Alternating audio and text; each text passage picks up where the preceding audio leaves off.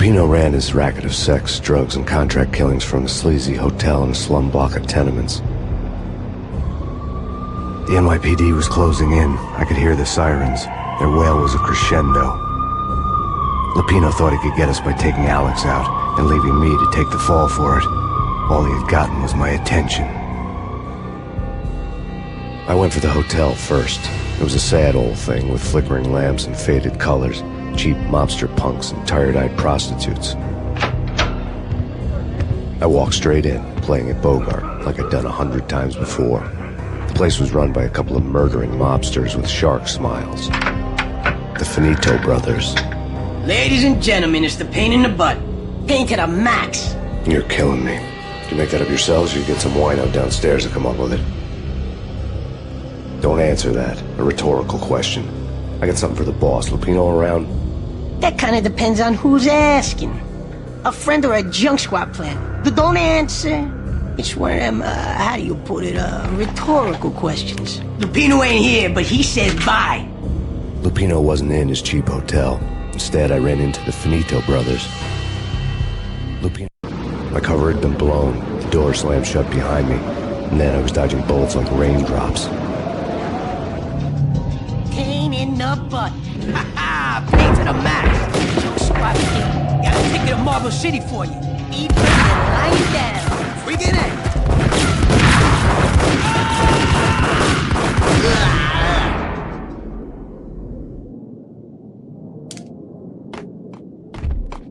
A letter on the desk caught my eye. Bosses! Everything all right? Bosses!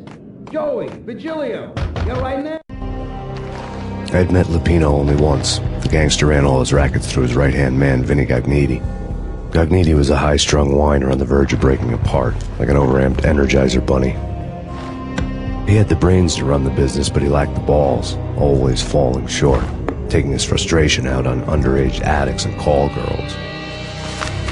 The V deal goes down at your hotel. Jack's exact words, quote, "Vinny, you're in charge of this one," unquote. Rico Muerte's coming to see it through. Anything goes wrong and everybody's gonna get dead. Goes double for you. Treat this guy real good. Anything he wants, you give him. Don't screw this up or you're finito, finitos. A V deal meant added security, locked doors, and lots of nervous thugs with itchy trigger fingers. I'd seen nothing coming in, but that didn't mean it hadn't been there. Rico Muerte was a regular Kaiser Soze, a spook story told to keep the apes in line. 313. The Finitos had scribbled Muerte's room number on the note's margin. Tell them to come quick. Okay, but we can't wait for them. We gotta go in now. Bosses, we're coming in. It's Payne.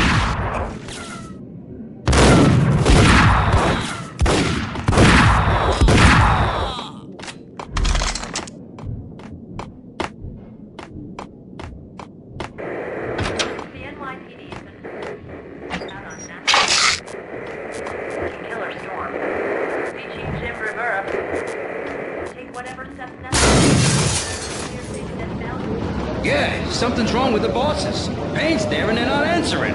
Let's go already. Payne's gonna hit.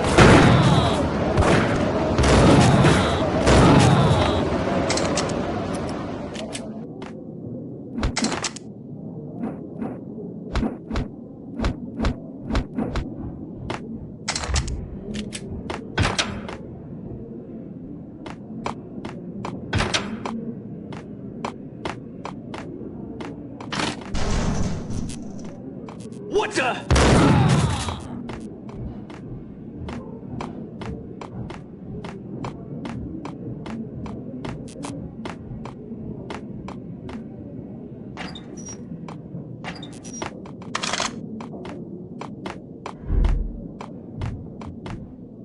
Previously on Lords and Ladies. Lady Amelia, Marquis Valentine asks for an audience. Thank you, Lawrence. My lady. My lord? And now, an all-new episode of Lords and Ladies, brought to you in part by Acer Corporation.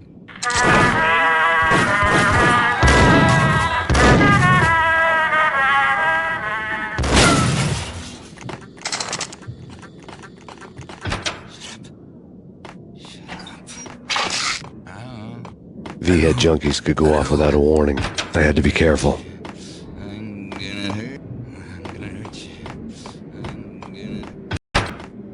There he is! Whack the sucker!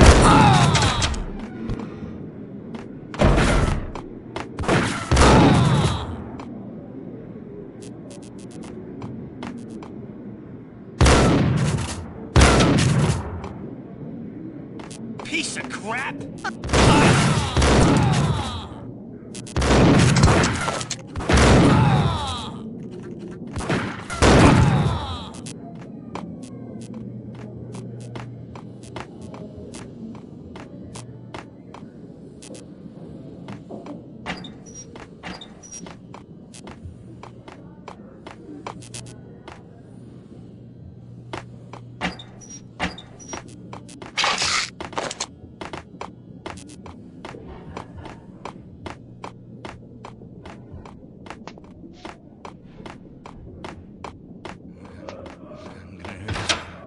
Whack the sucker!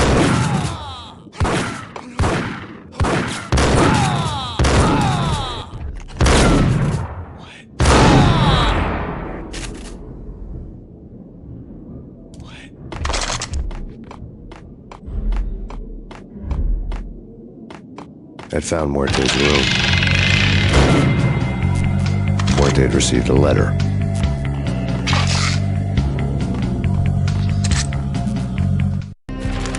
Our investigation had turned up nothing to link Angelo Punchinello, the head of the Punchinello family, to Val Kier. All tracks had ended with Jack Lupino. The letter in Muerte's room was signed by the Don himself. It was the first hint that the Kingpin knew what was brewing inside his syndicate.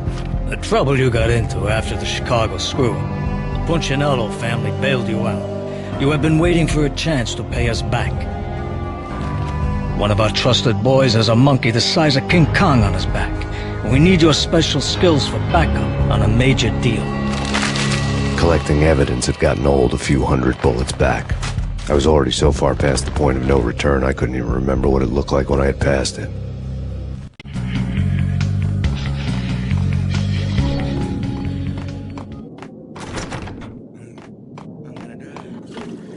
Hey,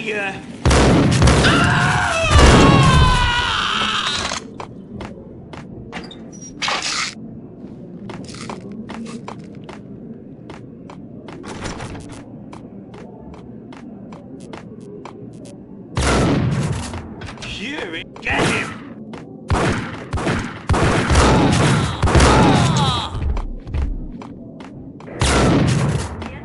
I think I died. I think I'm dead. What?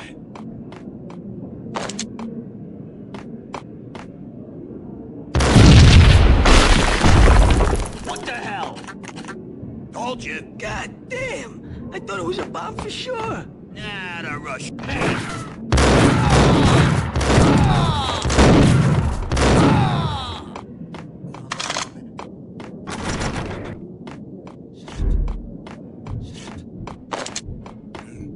I'm gonna die.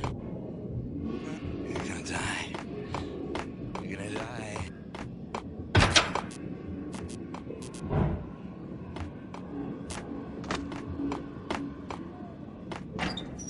The hooker had left her diary on the table.